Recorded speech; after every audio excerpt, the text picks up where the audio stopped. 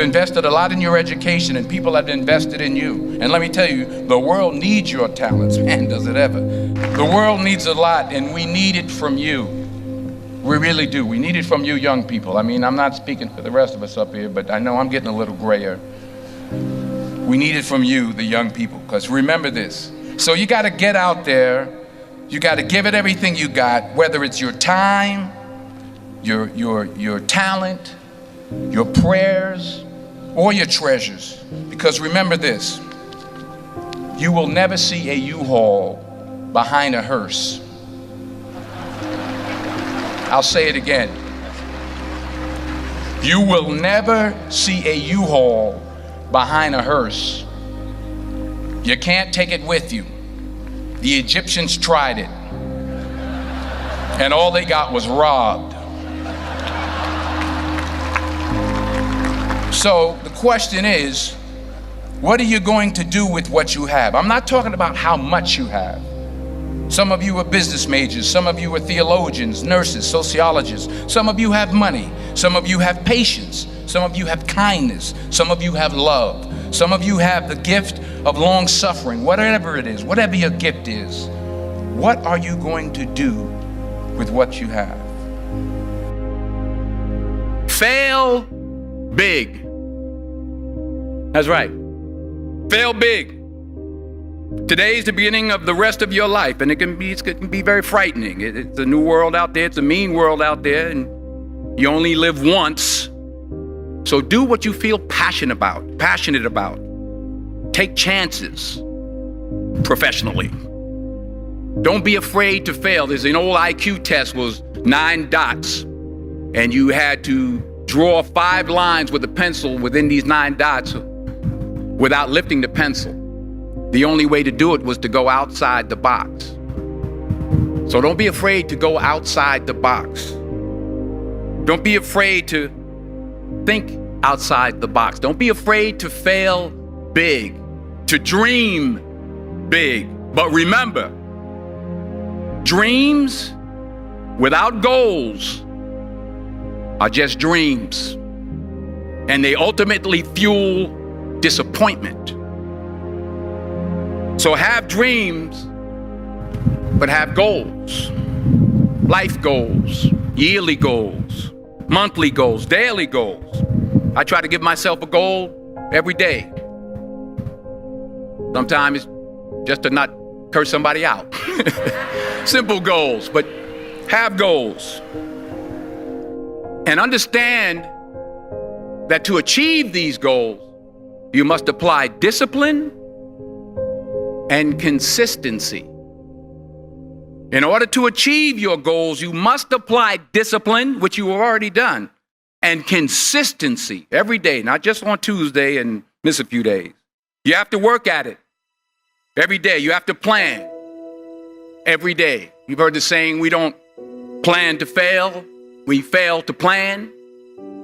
Hard work works. Working really hard is what successful people do. And in this text, tweet, twerk world that you've grown up in, remember, just because you're doing a lot more doesn't mean you're getting a lot more done. Remember that. Just because you're doing a lot more doesn't mean you're getting a lot more done. Don't confuse movement with progress. My mother told me, she said, yeah, because you can run in place all the time and never get anywhere. So continue to strive, continue to have goals, continue to progress. I found that nothing in life is worthwhile unless you take risks. Nothing. Nelson Mandela said, there is no passion to be found playing small and settling for a life that's less than the one you're capable of living. Now, I'm sure in your experiences in school and applying to college and picking your major and deciding what you want to do with life, I'm sure people have told you to make sure you have something to fall back on. Make sure you got something to fall back on, honey. But I never understood that concept. having something to fall back on. If I'm going to fall, I don't want to fall back on anything except my faith. I want to fall forward. I figure at least this way I'll see what I'm going to hit. Fall forward. This is what I mean. Reggie Jackson struck out 2,600 times in his career, the most in the history of baseball. But you don't hear about the strikeouts. People remember the home runs. Fall forward. Thomas Edison conducted 1,000 failed experiments. Did you know that? I didn't know that. Because the 1,001st was the light bulb. Fall forward.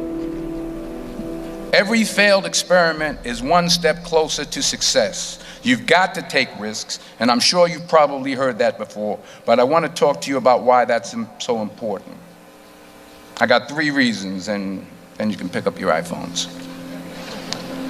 First, you will fail at some point in your life. Accept it. You will lose. You will embarrass yourself. You will suck at something. There's no doubt about it. And I know that's probably not a traditional message for a graduation ceremony, but hey, I'm telling you, embrace it, because it's inevitable. And I should know.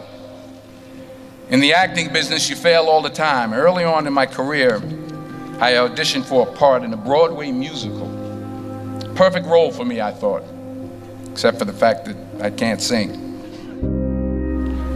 I didn't get the job. But here's the thing. I didn't quit. I didn't fall back. I walked out of there to prepare for the next audition, and the next audition, and the next audition. I prayed. I prayed, and I prayed. But I continued to fail, and fail, and fail. But it didn't matter, because you know what? There's an old saying, you hang around the barbershop long enough, sooner or later you're going to get a haircut. So you will catch a break, and I did catch a break. Last year, I did a play called Fences on Broadway. So someone talked about it. Won the Tony Award. And I didn't have to sing, by the way. But here's the kicker. It was at the Court Theater. It was at the same theater that I failed that first audition 30 years prior.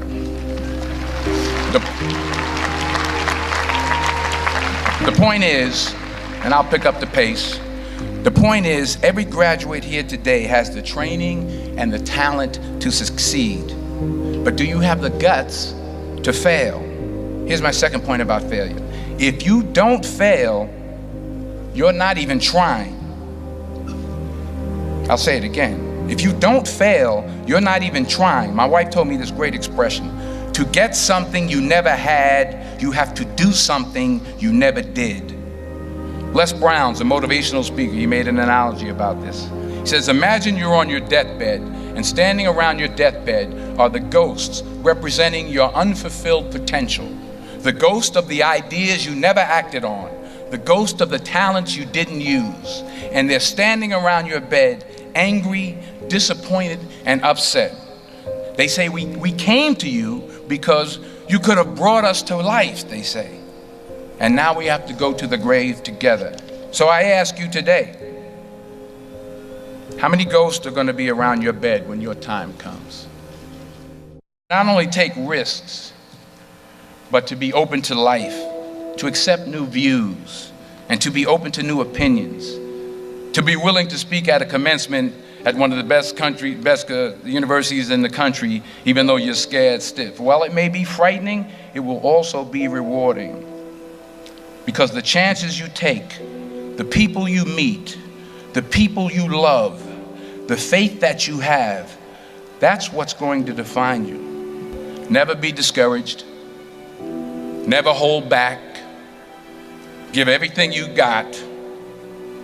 And when you fall throughout life, and remember this, fall forward. Say thank you. for grace. Thank you for mercy. Thank you for understanding. Thank you for wisdom. Thank you for parents. Thank you for love. Thank you for kindness. Thank you for humility. Thank you for peace. Thank you for prosperity. Say thank you in advance for what's already yours. That's how I live my life. That's why I am, one of the reasons why I am today. Say thank you in advance for what is already yours. True desire in the heart for anything good is God's proof to you, sent beforehand to indicate that it's yours already. I'll say it again. True desire in the heart, that itch that you have, whatever it is you want to do, that thing that you want to do to help others and to grow and to make money, that desire, that itch, that's God's proof to you, sent beforehand already to indicate that it's yours. And anything you want good, you can have. So claim it. Work hard to get it. When you get it, reach back.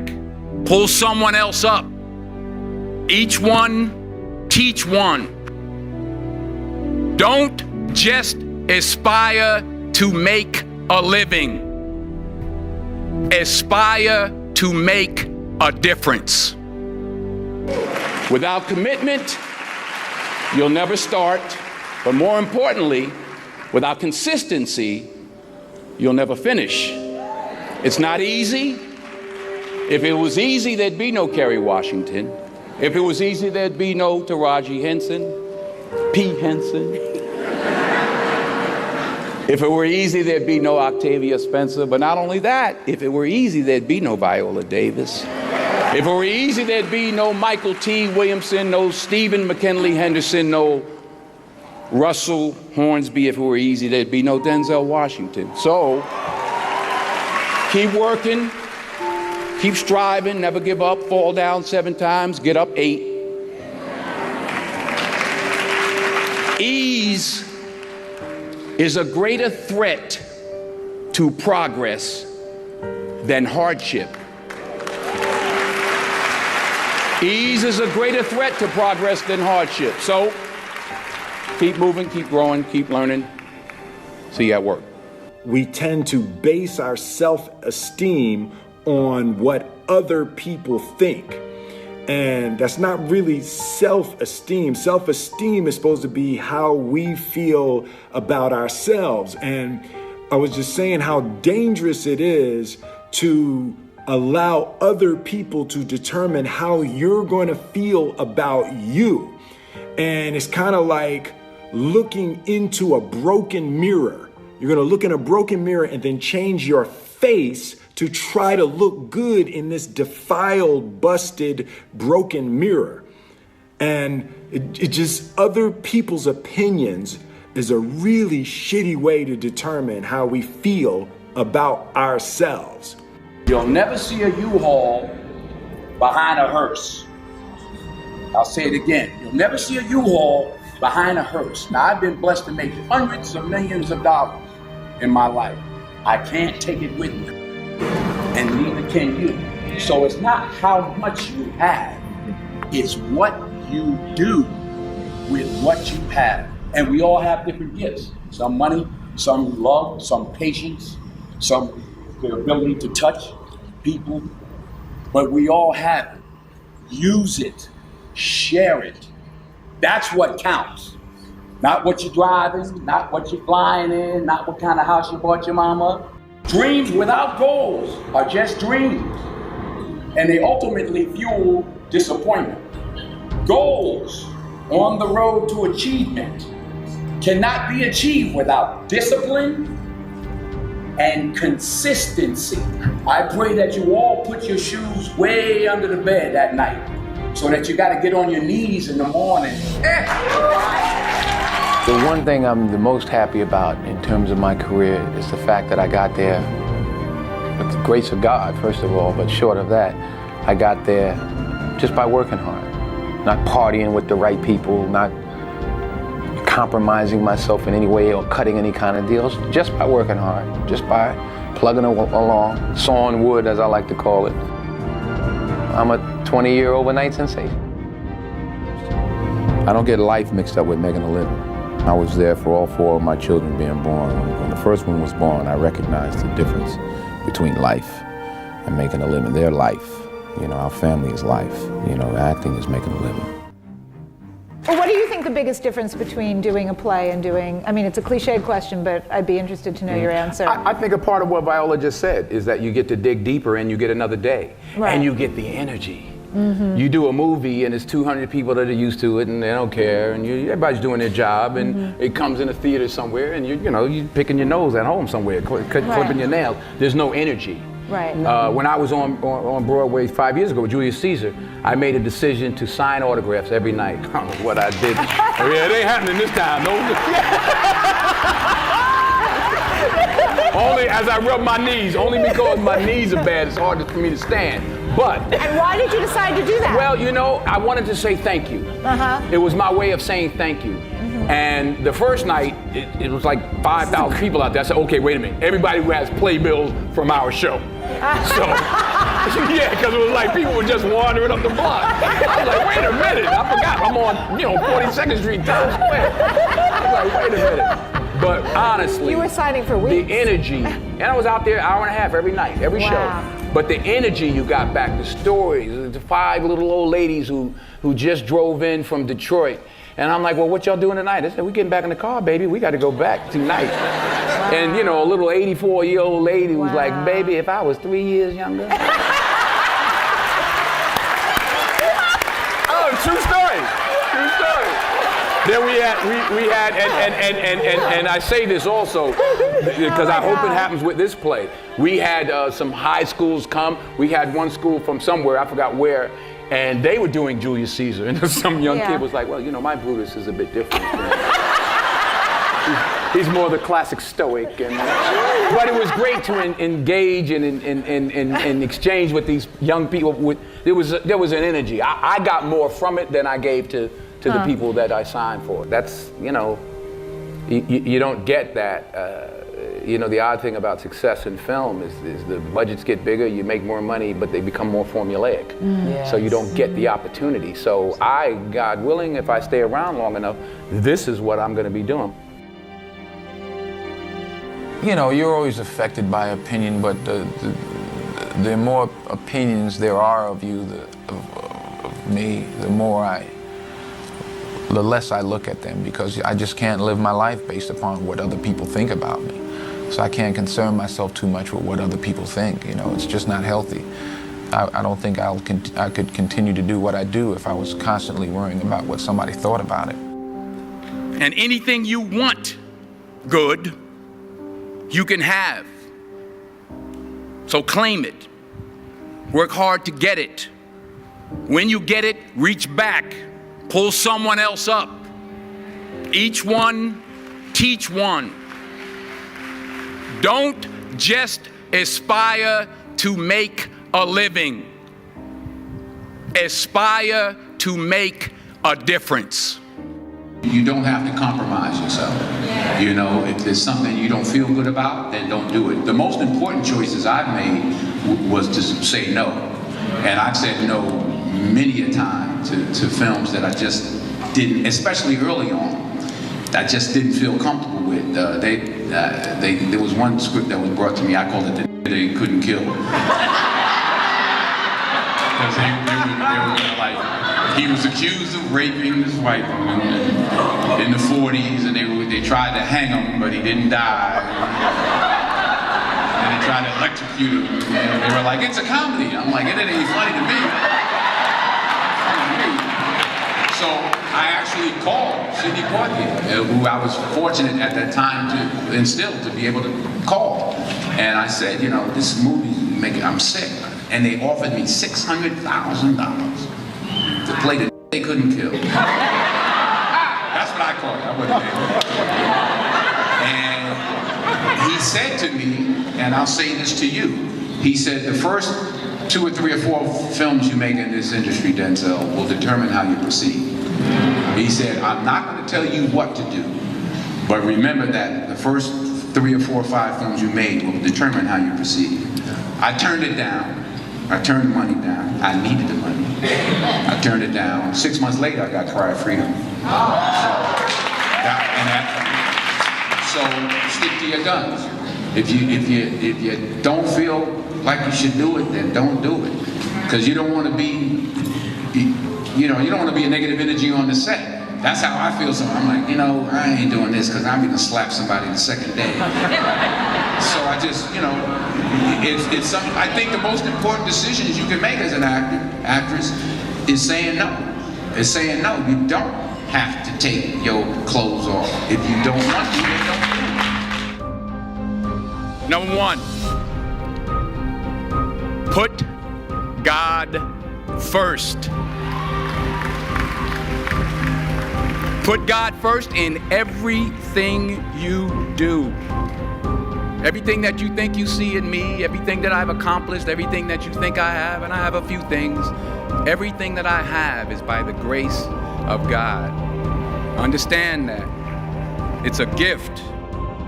In everything you do, if you think you want to do what you think I've done, then do what I've done. I'm motivated by fear. Fear of fear. I hate being scared to do something. It's very simple.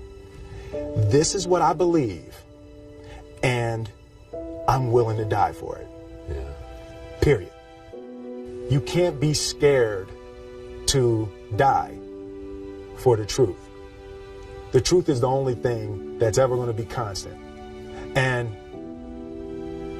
you can't fear what might happen to you if you were to tell the truth. Because what happens to you if you don't tell the truth is worse than telling the truth will ever be. The first step before anybody else in the world believes it is you have to believe it. There's no reason to have a plan B because it distracts from plan A. And I think psychologically, the advantage that gives me over a lot of people that I have been in competition with in different situations is it's difficult to take the first step when you look how big the task is. The task is never huge to me. It's always one brick. I believe, and I learned very young, that you don't try to build a wall. You don't set out to build a wall. You don't say, I'm going to build the biggest, baddest, greatest wall that's ever been built. You don't start there. You say, I'm going to lay this brick as perfectly as a brick can be laid. There will not be one brick on the face of the earth that's going to be laid better than this brick that I'm going to lay in this next 10 minutes.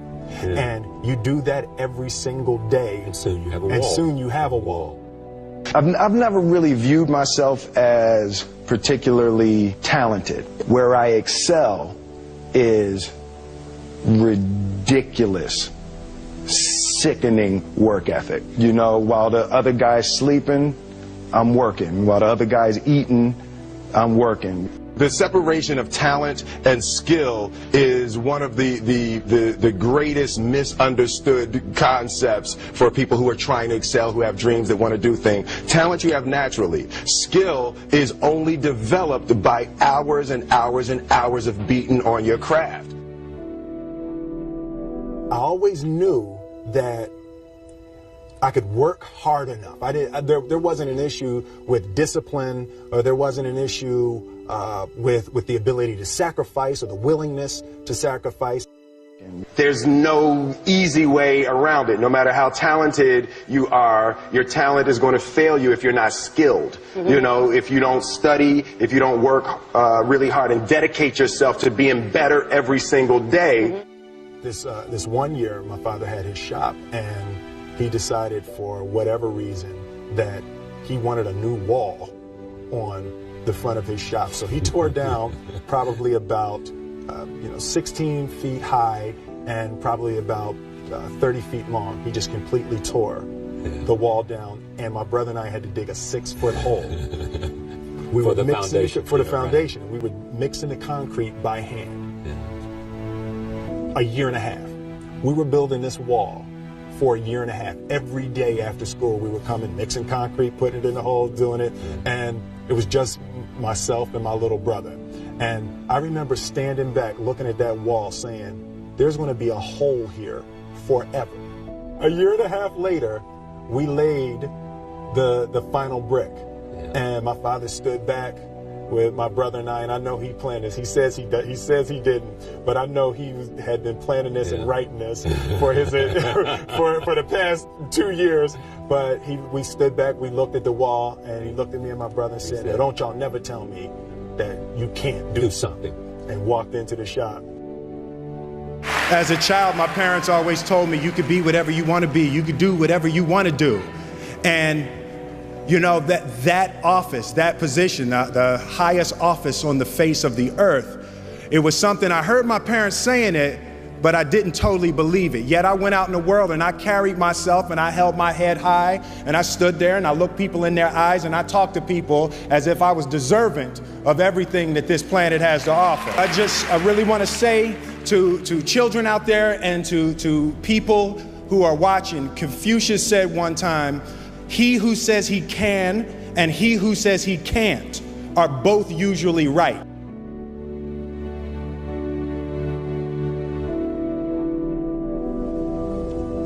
Having the opportunity to study greatness. Anytime you have that opportunity, there are certain intricacies that will make clear who you are. It becomes that much more clear who you are. The definition of who I am is very clear to me, and it also redefines who I want to be. In that I know for a fact that I'm stronger than I thought I was. You know, you can't help but ask yourself the question, what would I do if I was in Muhammad Ali's shoes? I'm not the best at anything. You know what I mean? Eddie Murphy is funnier than I'll ever be. Denzel is more powerful than I'll ever be.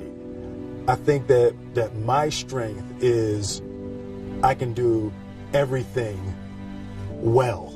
You know, I can do a little bit of everything, and that's what I concentrate on to be my strength. I'll never be able to compete with Denzel. I enjoy connecting with people and ideas, and you know, I have a mission statement. So every year for probably the past 10 years, I've worked out a mission statement for myself. And for the last few years, the mission statement has stayed the same, and it's been improve lives, right? So when I go into something, I'm looking for how the quality of this piece could potentially improve lives. But it's all along the way. It's when you make the movie and how you're interacting with people in the process. And you know, the concept of improving lives runs through the center of everything I do. And then I realized that the way to improve lives is to continually improve yourself, right? So with that, every morning when I get out of the bed, you know, I haven't fixed everything in the world yet, so there's always something to do. I want my life, I want my work, my family, I want it to mean something. If you are not making someone else's life better, then you're wasting your time. You know, like your life will become better by making other lives better. A few months ago, I said that I believe that if I chose to, I could be the president of the United States. And I think as I've had a chance to intellectualize why I said that. Yeah. And I think that there's a certain delusional quality that all successful people have to have. You have to believe that something different than what has happened for the last 50 million years of history. You have to believe that something different can happen. The one thing that I truly tried to communicate in the interpretation of Ali is the complex simplicity of greatness. And how greatness is not this wonderful, esoteric, elusive, God-like feature that only the special among us will ever taste. You know, it's something that truly exists in all of us. Loss is bound to joy. Like pain and suffering are bound to joy. The being able to survive something is actually a big part of being able to find that next wave of joy. You appreciate smaller things. I hated being scared, you know, that I didn't want to even take the meeting. I just hated that being scared to do something.